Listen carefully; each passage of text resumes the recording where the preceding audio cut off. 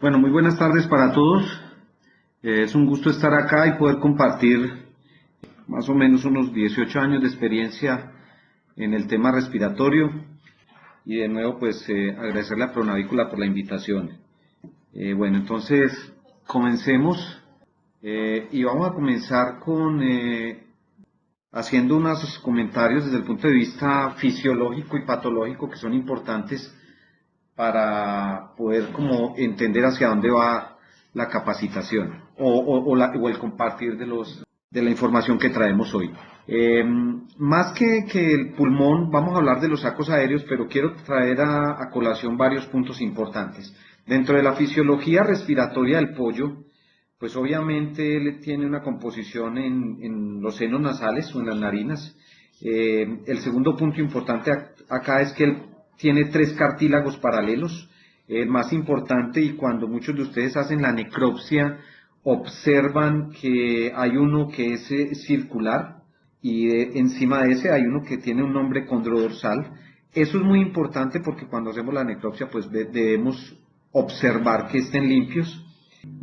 Posteriormente, y en lo que respecta a la patología, me gusta hacer el siguiente comentario, es que esa parte patológica de los senos aéreos tiene una conexión con digamos, los senos infraorbitarios del ave para que el oxígeno les entre de una forma adecuada. Ese es un punto muy importante para tener, o es relevante en la respiración del pollo.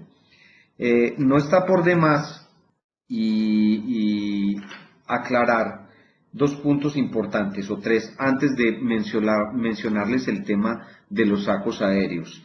Y es que los pulmones tienen muy poca expansión, su capacidad de aumentar su volumen en tejidos muy poco, porque él no tolera grandes gastos de expansión pulmonar debido a que el corazón o la oxigenación del corazón tiene que ver con la ventilación de los capilares, es decir, su ventilación codepende de la sangre del glóbulo rojo que le está pasando y es limitado en ese aspecto. Lo otro que les quiero comentar es que el epitelio de los bronquios es un epitelio mucociliar, o sea, está compuesto de cilias. Esas cilias son muy importantes para la defensa del ave. Hay dos virus y una bacteria que prácticamente la barren y de las cuales vamos a hacer mención ahora más adelante. Y entonces, aquí lo que queremos presentar, o lo que yo quiero presentar es que el pollo, o el ave, más bien, posee 9 sacos aéreos, ¿sí? Y hay que tener en cuenta que hay uno que no es par, ¿sí? Como ustedes pueden ver aquí en la distribución en la pantalla, está por colores. Están los sacos aéreos cervicales, que son un par, y son los, digamos, más dorsales, si ubicamos el ave de arriba hacia abajo, si es correcta la ubicación anatómica. Luego viene un solo saco interclavicular. La verdad es que la ubicación de este saco, pues aquí en el color rojo, es fácil de ubicar, pero a la necropsia pues tiene que ser muy bien disecado, es costolateral cuando uno lo abre. Luego vienen los sacos aéreos torácicos, dorsales y claviculares, y luego vienen los posteriores y luego los sacos aéreos abdominales. Aquí quiero terminar, digamos, esta breve reseña de los sacos aéreos, algo que me parece muy importante y de nuevo pues lo revisé esta mañana antes de la charla, y es el volumen de aire que le entra a cada par de sacos. A los cervicales les entran 20 mililitros, a los claviculares 55 mililitros, a los craneales torácicos 50, a los caudales torácicos 24, y traje este comentario sobre esta diapositiva, es que a los abdominales les entran 110 mililitros de aire. Es decir, en términos prácticos e importante, es que cuando se hace el diagnóstico, se hace la necropsia, radica la buena observación o el buen análisis del saco aéreo abdominal, porque ahí es donde, si está afectado ese saco, pues digamos que el futuro de ese lote no es el mejor. Precisamente por eso es que la evaluación de los lotes en pollo se hace basado en los sacos aéreos. Aquí termina una breve reseña, un breve repaso de cosas importantes o de elementos importantes del tema respiratorio. ¿Qué afecta a la salud respiratoria? Desde el punto de vista de desencadenantes, están los micoplasmas. Hoy en día está considerado como como una bacteria primaria, virus, bacterias, un control muy deficiente de las reacciones postvacunales. Yo creo que hemos bajado la concentración en este punto. Fallas en los programas vacunales, ustedes saben, y los recuerdo, hay cepas vacunales de bronquitis sobre todo que son más agresivas que las otras. Agentes inmunosupresores, digamos que uno de los más importantes en pollo tiene que ver con el gumboro, y no está por demás algo que no debemos pasar por alto y es el sistema de cría intensivo, es decir, a veces la mala distribución en la densidad de los pollos por metro cuadrado, una muy mala ventilación, conlleva rápidamente a una agresión de la salud respiratoria del ave.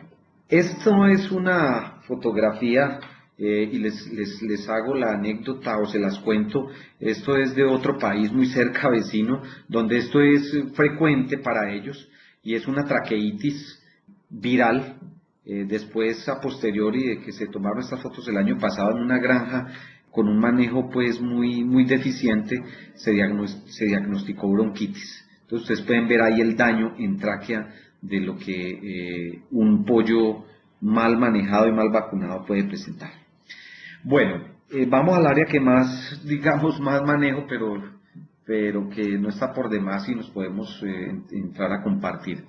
El micoplasma, desde el punto de vista económico, todos los autores, y hoy yo después de unos 18 años les puedo asegurar, en toda la literatura está informada o digámoslo de cierta manera, reportada como una enfermedad entre el deterioro entre el 10 y el 20%. Eso es lo que produce el micoplasma. Una pérdida de peso, un incremento en la mortalidad embrionaria en reproductoras, en pollitos, es claro porque depende de la agresividad de la cepa. La desuniformidad de un lote con micoplasma es muy notable. Y en este punto en el que sigue, que es en el incremento de las reacciones postvacunales, eso tiene que ver con el daño en el epitelio ciliar. Los micoplasmas son las bacterias que primero llegan a la punta, al ápice de esa cilia. Produce un efecto ciliostático, es decir, la para. Y cuando se permite que avance, dependiendo de la patogenia de la cepa que tengan, eso se barre. Entonces, el efecto o el incremento en las reacciones postvacunales por micoplasma tiene que ver es con ese daño que esa bacteria causa. Y obviamente causa decomisos en la planta de proceso. Los últimos trabajos han demostrado que aún el micoplasma está produciendo daños en la pechuga. Y de todas maneras, el trabajo para el diagnóstico, para el trabajo con la enfermedad, pues requiere un monitoreo periódico y eso es costoso y hoy en día se ha convertido en una enfermedad primaria. Todavía no saben si ubicarla entre un virus y una bacteria. Para mí está ubicada como una bacteria y desafortunadamente pues hay tanta variación en la cepa que no permite, digamos, hablar exactamente de su composición genética en cada granja, más si en toda la información que hay de ella. Las lesiones de una infección temprana se pueden definir, o en las fases tempranas de la infección, se pueden definir como una lesión en los sacos aéreos, y eso pues está catalogado como o definido como una apariencia espumosa, ¿sí? Y depende de la cantidad de espuma que tenga. En las fases más avanzadas hay un contenido catarral, ¿cierto? En senos nasales, tráquea, bronquios. Eso se produce básicamente por una coinfección con bacterias gram-negativas, especialmente Escherichia coli. Este es uno de los puntos más importantes para hablar de micoplasma porque el micoplasma tiende a bloquear la respuesta inmune celular y el coli depende de esa inmunidad. Por eso es que se ven o se ven lesiones de tipo material gaseoso y termina en una enfermedad respiratoria crónica o, como definen los textos, enfermedad respiratoria crónica complicada si ya hay un tema de compromiso sistémico. Entonces, digamos que la industria y a nivel médico veterinario se han sacado una evaluación con puntajes, y esta evaluación es la que se maneja a nivel mundial. Y empecemos con el puntaje 0 o un puntaje normal. Pues hombre, los sacos aéreos, y hago una acotación antes de seguir hacia aquí adelante, y es que los sacos aéreos tienen la irrigación sanguínea es muy limitada, es muy poca, ¿sí? Y su composición de grasa está en las partes laterales, también es muy poca. Entonces, digamos que es un tejido, para definirlo, con muy poco acceso sanguíneo. ¿Cómo es un puntaje normal? Pues obviamente, como su palabra lo dice, es normal en 0, y es que el saco aéreo está limpio, son claros. De vez en cuando, o ocasionalmente en aves de mayor edad, pueden haber deposiciones grasas en los bordes, y eso es normal, ¿sí? Mucho cuidado cuando hagan la necropsia y vayan a hacer un diagnóstico. A veces los sacos aéreos abdominales posteriores se ramversan, se unen o se monta uno encima del otro y se ve como si estuviera espumoso. Eso es un error. Cuando se hace la necropsia para evaluar una enfermedad respiratoria, deben abrirlos porque se ve con espuma, y no es eso. Es que se generan unas espumas cuando se monta uno de encima del otro. Entonces, el puntaje normal obviamente es que no existe nada allí en el saco aéreo que lo pueda calificar de esa manera como anormal. Segundo, el punto 1, digamos que, o calificación 1, es suave, y es la espuma en los sacos aéreos. Ustedes pueden ver, es suave, pero el saco aéreo se presenta transparente, y puede haber, digamos, a veces esto se presenta en una reacción vacunal normal, pero no se observan cambios en la coloración, son islas de pequeñas espumas. Ese es un puntaje suave, no hay engrosamiento, o sea, no hay, digamos que no ha comenzado un proceso inflamatorio. En el puntaje número 2 se observa una presencia obvia de espuma con una consolidación del exudado. Quiero aclararles aquí, me parece muy importante que definamos la palabra consolidación. Cuando usted habla de consolidación, es que trata de engrosarse, de ser no flexible. Ese exudado se va volviendo como, digámoslo, como magro, como formando grupos, ¿sí? Y va tratando de cambiar su coloración a lechoso. Entonces es una espuma lechosa, pero no tan naranja o roja, ¿sí? Ese es el puntaje 2. El puntaje 3, ustedes ya pueden ver aquí que hay una abundante cantidad de exudado lechoso, ¿sí? Y aquí en 3 ya pueden haber infecciones secundarias. Recuerden lo que mencionamos ahora, y me parece muy importante, y radica en la importancia del micoplasma, y es que el micoplasma bloquea la respuesta de la inmunidad celular. En otras palabras, bloquea la inmunidad para la cual uno en campo vacuna, y entonces el sistema inmune está trabajando para matar el micoplasma. Como hay una ciliostasis, se viene la presentación de bacterias negativas, especialmente colis, y ustedes saben que hay más de 160 serotipos, hay uno termina sin saber cuál es, y en este momento yo pienso que el pollo está perdiendo la batalla. En puntaje 3, yo creo que ya aquí debe uno estar pensando en tomar unas medidas de manejo diferentes. En puntaje 4 ya es un puntaje de exudado lechoso severo que involucra ya más de un saco aéreo. Nosotros, cuando hacemos la evaluación en un programa que tenemos en el ANCO, tratamos siempre de evaluar los sacos aéreos por pares para tomar la necropsia correctamente. Pero ya cuando hay sudado lechoso que involucre los dos sacos aéreos, especialmente los abdominales, el puntaje es 4. Y ya para terminar, ya cuando pasa de 4 a 5, si es que algunos lo clasifican con 5, algunos textos lo clasifican con 5, se produce una enfermedad respiratoria crónica, como ustedes pueden ver aquí, y eso es lo que uno ya termina viendo cuando se hace una necropsia en un pollo que a veces, la mayoría de las veces, cuando uno lo llaman y va a campo y hace esta necropsia, es muy difícil devolver este concepto.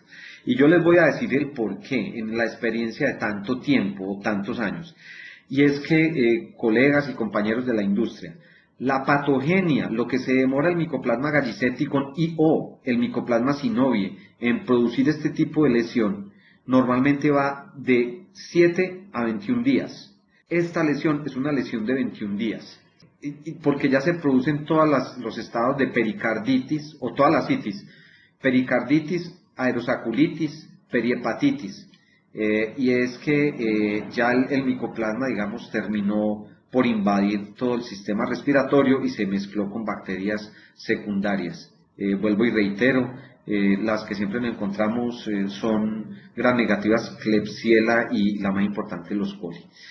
Uno de los puntos claves para evitar que se presente una micoplasmosis es el siguiente. Primero, pues obviamente, o en el manejo de infecciones virales, y evitar que el micoplasma haga una fiesta, es que hay que hacer una prevención de programas adecuados de vacunación. Eso es un hecho, pues, y eso realmente pasa por ser obvio.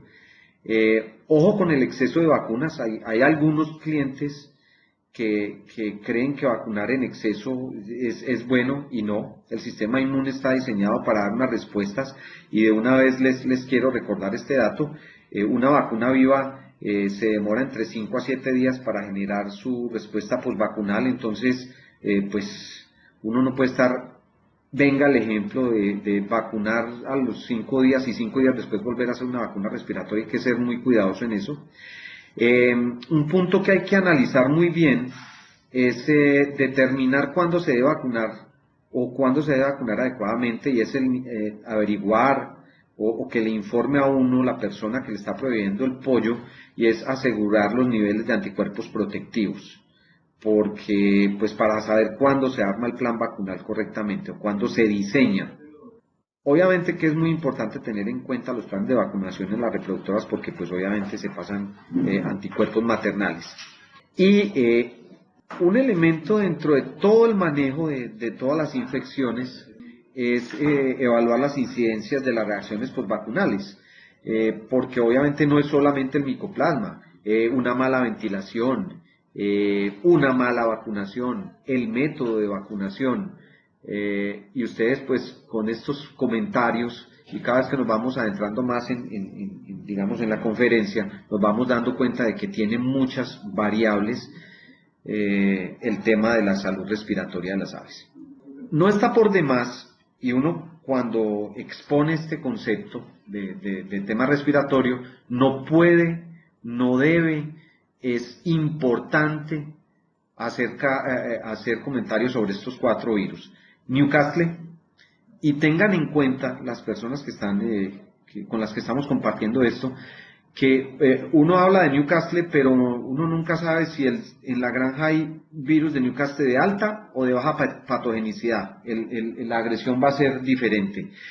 La bronquitis infecciosa es un virus muy sensible a los desinfectantes, pero las cepas vacunales que se usan tienen sus diferencias, desde la más suave, la H120, hasta una MA5, que es una vacuna muy reactiva. Entonces también depende de la cepa con que se vacune.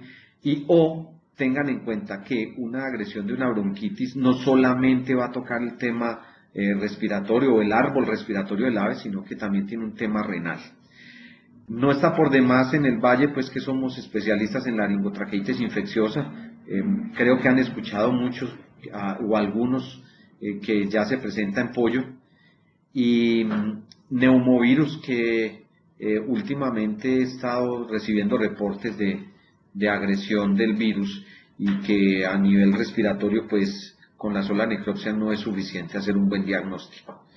Entonces tengan en cuenta estos virus, y vuelvo y les digo, esta respuesta que es de inmunidad celular se ve disminuida opacada o bloqueada por la inmunidad de tipo humoral que coge micoplasma. Y hago una anotación aquí, y me van a escuchar repetir esto muchas veces de aquí a que terminemos, y es que el micoplasma, siendo una bacteria, debería ser, darse respuesta por la inmunidad celular, pero como no tiene pared, es leída como un virus y es leída por la inmunidad humoral. Entonces se produce un bloqueo. Ese es el principio fundamental de la inmunología, y por eso es que terminan en esas enfermedades respiratorias crónicas y termina habiendo una contaminación o una coinfección con esto. Les quiero comentar algo durante todos estos años de experiencia, y lo voy a decir como a manera matemática, pero valga la comunicación. Una cosa es un lote cuando es positivo a micoplasma. Ustedes pueden tener una agresión por coli, solo por micoplasma, pueden tener una mortalidad que oscila entre el 2 o el 3%, pero cuando hay micoplasma con Newcastle, la mortalidad está al 7%. Es un trabajo que hizo Anderson en 1999, es un trabajo viejo, pero es tal vez de los que más representan la realidad. Pero cuando hay micoplasma, Newcastle más bronquitis, la mortalidad va al 12%, y cuando hay micoplasma, Newcastle, bronquitis más coli, la mortalidad pasa del 14-15%. Entonces, eso es para que tengan en cuenta de cuando uno hace el diagnóstico, ver cómo se lesiona el árbol respiratorio por esos factores, todos unidos generan una mortalidad muy alta. Y lo importante es saber cuál de esos arrancó el problema, y estoy casi seguro de que el micoplasma es de los primeros que comienza. Bueno, los virus respiratorios, en la mayoría de las aves, todos saben, o somos, pues, a nivel de prevalencia muy positivos a Newcastle y bronquitis en todo el país. Y hay trabajos que demuestran que la mayoría de los virus, pues, no son de campo. Hay empresas que han desmontado el tema de la vacuna. Hay vacunas muy agresivas, y en eso sí, pues, tocará como hacer otro webinar, puede ser. Pero miren, les quiero hacer un comentario aquí en la mayoría, en los virus de bronquitis. Del más agresivo al menos agresivo. El más agresivo es una cepa que se llama la cepa florida, luego sigue la MA5, luego sigue la M48, la M41, luego la M48 y luego la H120, para que se den cuenta de acuerdo a sus pasajes, qué tan agresivas son esas vacunas o cuánta antigenicidad tienen. Tal vez uno, cómo puede ser exitoso con ellas, es en el proceso de vacunación y en evitar que hayan otros patógenos en la tráquea. A eso se refiere esta diapositiva. Hay otros virus modificados que pueden producir una enfermedad más suave. Yo digo que la cepa H120 es una muy buena cepa, pero hoy en día donde hay cepas de campo más agresivas, ella no es capaz de ganarle su posición. Vamos a hablar de las reacciones postvacunales. Bueno, y eso lo vemos ahora en una gráfica muy sencilla. Factores que intervienen en una reacción vacunal. El primero, el ambiente. Digamos que aquí en este punto uno que puede nombrar. Las partes por millón de CO2. El pollo es sensible a más de 20 partes por millón. Creo que ahí es cuando empieza a hacerle una lesión en su tráquea. Pero el humano huele a 80 partes por millón, amoníaco. Sí. Entonces, digamos que cuando uno entra al galpón y huele, pues el pollo, uno huele a 80 partes por millón, el humano huele a 80. El pollo a 20 ya tiene una irritación en la tráquea. Entonces, una mala evaluación es que uno va a evaluar como si uno fuera un pollo, y es un error. Él hace rato tiene una irritación. Entonces, yo creo que ahí tiene que ver mucho el tema de la ventilación y el tema del manejo del amoníaco. Otro punto, y es que digamos, tal vez el más crucial, y es la calidad del pollo, ¿no? Es decir, hay pollos que vienen negativos a micoplasma, otros vienen positivos, o depende del lote que vengan, su cantidad de anticuerpos maternos, el mismo transporte, el mismo manejo en su nacimiento. Todos esos elementos van a jugar un factor importante. La técnica de vacunación, pues para todos es claro que vacunar en aspersión no es lo mismo que vacunar en agua. Para vacunar en aspersión, el sistema ciliar del ave tiene que ser inmunocompetente, porque si está lesionado, y hagan el ejercicio en sus mentes, si tiene una lesión por amoníaco y tiene una mala ventilación y vacunamos por aspersión, lo que vamos a tratar es de que él se enferme cuando estamos buscando lo contrario. Y un factor importante es que debemos dejarnos guiar por todo el informe que nos traen los que nos proveen los pollos, y es el nivel de anticuerpos maternales, porque pues debe ser exacta la fecha de vacunación para no bloquear la vacuna. Entonces, a veces emitir conceptos o omitir todos estos conceptos pues nos pueden llevar a una reacción postvacunal. Esta es la curva normal de una reacción postvacunal, vacuna viva, ¿no? Se vacuna, la vacuna ejerce o actúa entre los 2 o 3 días de edad y ya viene a haber una reacción postvacunal donde su pico es más o menos al quinto día, quinto, séptimo, y empieza su descenso a los 10 días.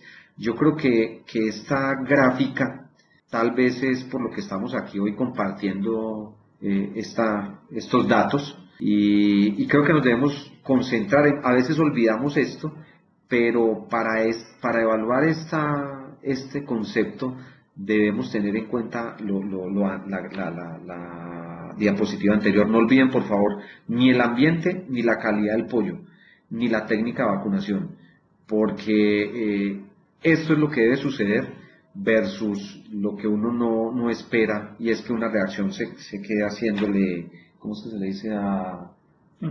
Una reacción en cadena. Yo creo que hemos venido hablando lo suficiente sobre el micoplasma, pero a mí me parece muy importante. Yo me disculpan si lo machaco mucho, pero el micoplasma, vuelvo y les insisto, es como cuando se está haciendo el manejo del pollo, requiere un manejo desde el punto de vista ambiental y un manejo desde el punto de vista con antimicoplámicos y las cargas son altas, ¿no? Para evitar su unión con enfermedades virales. La otra punto que hay que tener en cuenta es pues que obviamente en el manejo de las infecciones bacterianas, pues obviamente que las granjas tienen su desinfección. Hay que enfocar cada tratamiento con medicaciones específicas. Si vamos a hablar de micoplasma, hay medicamentos antimicoplámicos. Las tecnologías están diseñadas con dosis y con frecuencias. Les quiero compartir, no es lo de la tarde de hoy porque es mi área, pero muchos de los antimicoplámicos son concentración dependiente, casi la mayoría. Esos productos tienen una dosificación y una frecuencia. Por más que uno le dé por encima de la dosis, cuando es concentración dependiente se va a eliminar. Entonces, les quiero tocar el caso importante de los macrólidos y de las pleuromutilinas. Esos productos son concentración dependiente. Cuando ellos saturan el pulmón, pues ahí se van a quedar, no necesitan echar más, ni en dosis ni en tiempo. A eso se refiere ese punto. Hay que enfocar el tratamiento con medicamentos específicos para micoplasma, si es el caso, y para otras bacterias, si es el caso, ¿no? ¿Para qué? Para evitar el desarrollo de resistencia. Este punto de evitar el desarrollo de resistencia, lo que frecuentemente sucede es que, sobre todo en los micoplasmas que hay tanto cepaje, porque el micoplasma el micoplasma de Pereira es muy diferente al micoplasma de Buga. Es un hecho, porque se generan plásmidos de resistencia a medida que se van utilizando medicamentos mal usados o en subdosis en este caso. Pero en el futuro yo creo que podemos hacer una charla de farmacología más amplia. Hoy nos trae eso otro tema. Bueno, hablemos de bacterias de afinidad respiratoria. Miren, dentro de estos casi 20 años de hacer cultivos y antibiogramas, siempre con micoplasma, siempre se encuentra coli. Es difícil encontrar, no hemos hecho al principio empezamos a hacer PCRs para serotipificar los colis, pero es que con más de 68 serotipos es muy difícil, ¿cierto?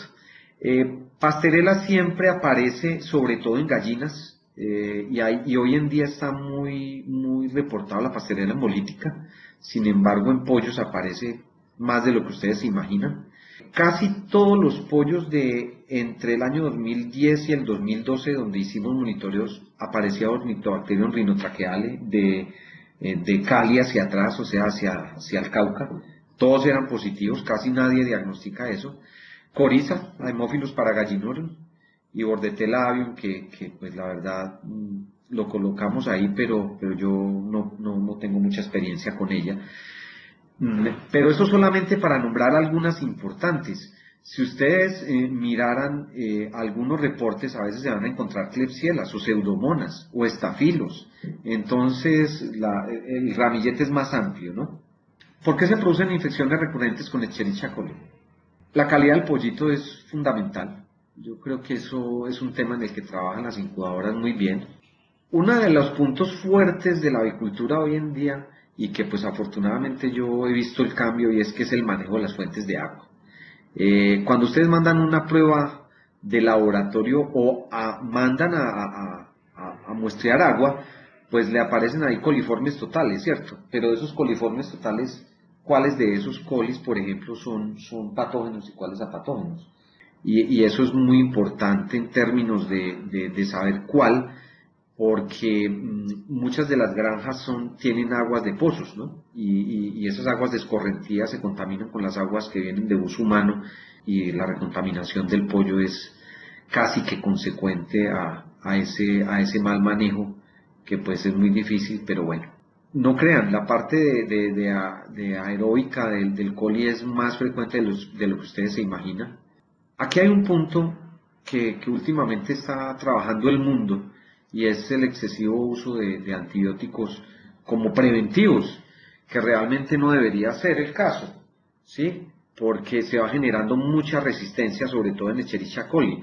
O si no, miren, para traer dos ejemplos claros, pero muy claros, y es el uso de las enrofloxacinas, un medicamento que tiene una dosis de 10 miligramos por kilogramo de peso vivo. Para mi sorpresa ya lo medican a 30 miligramos por kilogramo de peso vivo. ¿Por qué? Porque el coli ha venido generando mucha resistencia, con plásmidos de resistencia al mal uso de ese producto.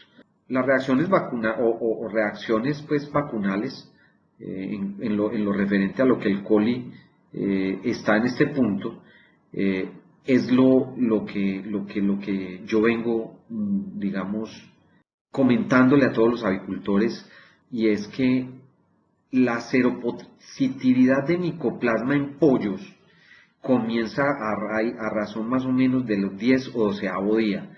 Si la carga es muy alta, se va a presentar una infección recurrente, por lo que les decía ahora, con Escherichia coli, porque bloquea la respuesta a la inmunidad celular. En términos, para las otras personas que me están escuchando ahí, de pronto no tienen mucha información de inmunología, es que los pollos tienen dos inmunidades, y el micoplasma tiende a bloquear la inmunidad celular, la que produce la inmunidad contra las bacterias. Por eso es que siempre se produce una expresión del Escherichia coli cuando hay una reacción postvacunal. Y terminamos utilizando quinolonas, porque matan los micoplasmas, o tratan los micoplasmas y tratan... Bueno, los agentes inmunosupresores, pues todas las enfermedades virales. ¿Cuáles?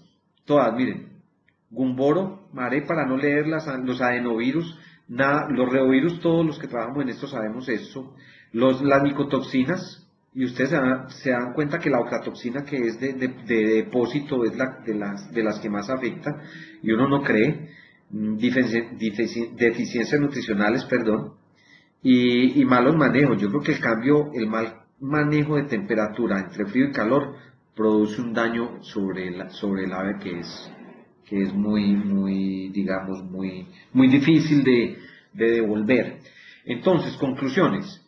Para terminar y pues hacerle fuerza a este concepto, porque es muy complejo, pero aquí tocamos lo más importante, es que hay 4 amenazas involucradas en la pérdida de la sanidad respiratoria, y tiene que ver con las aves que son positivas a micoplasma. Un antiguo patólogo colombiano decía: una cosa es un lote con micoplasma y otra sin. Entonces eso hay que tenerlo muy en cuenta. La complicación con bacterias secundarias, vuelvo y reitero, Mycoplasma coli, Mycoplasma y otras bacterias. Las reacciones postvacunales, ojo con ese punto, porque ese punto tiene que ser tal vez muy bien manejado. ¿Para qué? Para evitar que se les vaya a quedar haciéndole una especie de recurrencia. Y tengan en cuenta los dos virus, el virus de bronquitis infecciosa y el virus de Newcastle. Hoy en día el virus de bronquitis, pues ustedes saben que tiene unas variaciones antigénicas que tienen que ver con la evaluación de las vacunas en términos de que se parecen, no se parecen en su totalidad a la vacuna. Y hay que optimizar el manejo y el control de los efectos de algunas enfermedades inmunosupresivas. Bueno, en los últimos 10 minutos yo simplemente les quiero pues mostrar algo sobre la importancia de los micoplasmas.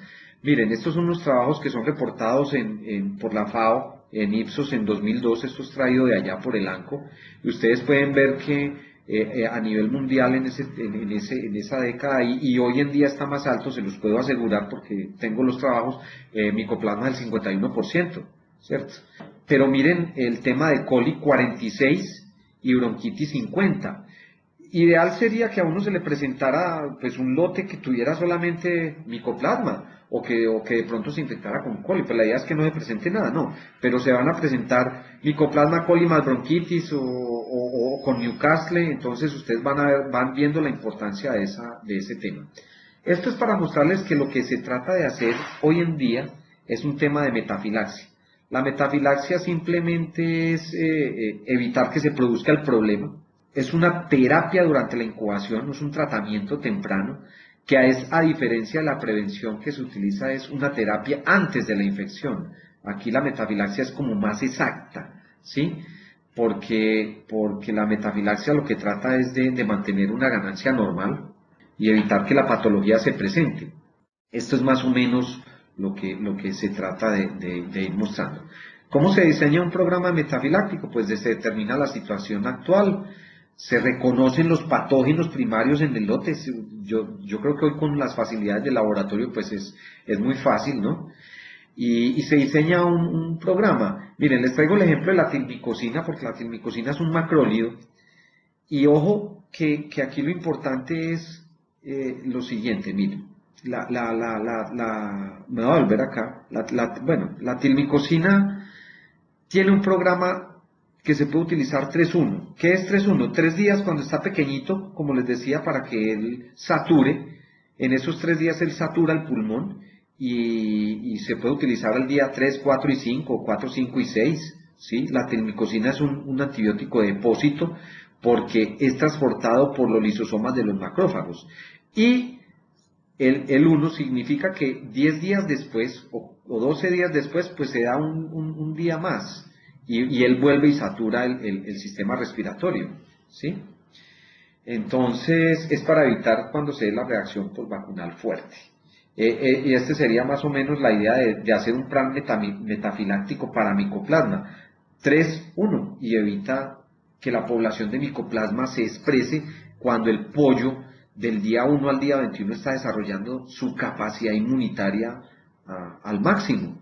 Y eso es lo que hay que hacer, se puede hacer con otros antibióticos, obviamente en la comida o solubles, ¿sí? Pero este es el objetivo, miren, que del día 0 al 3 pues se dé un producto que sature el pulmón, cuando está en su época de estrés se da un día y luego que él se vaya sin micoplasma hasta el final para que no haya un bloqueo de la respuesta inmune. Ya simplemente para terminar, quiero mostrarles que pues, normalmente una cosa es un plan de un pollo que no tiene antimicoplámicos versus que sí lo tiene, y esos son un tipo de evaluaciones pues que se hacen con respecto al manejo de cada granja, pero a uno siempre le gusta ver es menos mortalidad, ¿sí? Y pues de 9.2 a un grupo control negativo contra uno que es tratado con un plan metafiláctico, pues son siempre el 3%, ¿no? No sé si ustedes tengan alguna pregunta, pero este ya es un tema. Esta diapositiva, miren, hoy en día yo creo que es también necesario avanzar sobre la comprensión de los antibióticos antimicoplásmicos.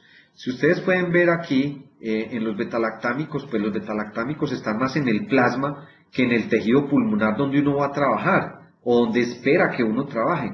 Si ustedes pueden ver, las tirmicosinas se van en las células blancas, especialmente neutrófilos y macrófagos, sí, y se almacenan aquí en el tejido pulmonar y en el plasma no. Este es el objetivo de todos estos productos antimicoplásmicos.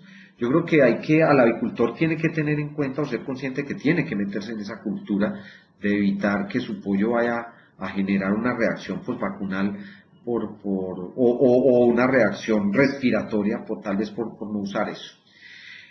Casi la mayoría de esos productos se miden con la mortalidad, pero también tengan en cuenta los que manejamos esto, el tema de la conversión, ¿no? Esto es para ver el tiempo en el que la mortalidad disminuye, ¿no? Versus el grupo control, ¿sí? Y el objetivo es lograr que al final, cuando el pollo esté ya en su etapa de máxima presión, pues logre una mayor rentabilidad. Simplemente, una de las cosas con las que uno trabaja en campo es con los resultados clínicos. Hay que ir a mirar el pollo, escuchar, conversión, ganancias de peso, y les reitero de nuevo, un tema muy importante es un pollo con un programa antimicoplásmico y otro sin. Pero hoy en día la concentración no es el plan antimicoplásmico, es el sistema respiratorio del ave. Es decir, cómo con esas variables que acabamos de ver pueden sostenerse o mantenerse. Yo creo que hasta aquí está bien. ¿Cómo se analizan? Pues todo lo hemos hecho. Peso, conversión, mortalidad, costo, alimento, todo ese tipo de cosas que llevan a hacer un buen análisis técnico económico de lo que es un lote. Hoy yo creo que a finales de este año el ANCO está haciendo una plataforma para calcular cuánto vale un reto en el sistema respiratorio. No sé si tengan algunas preguntas, es un tema un poco amplio, pero y en muchas cosas, pero nos centramos aquí en lo más importante. Muchas gracias.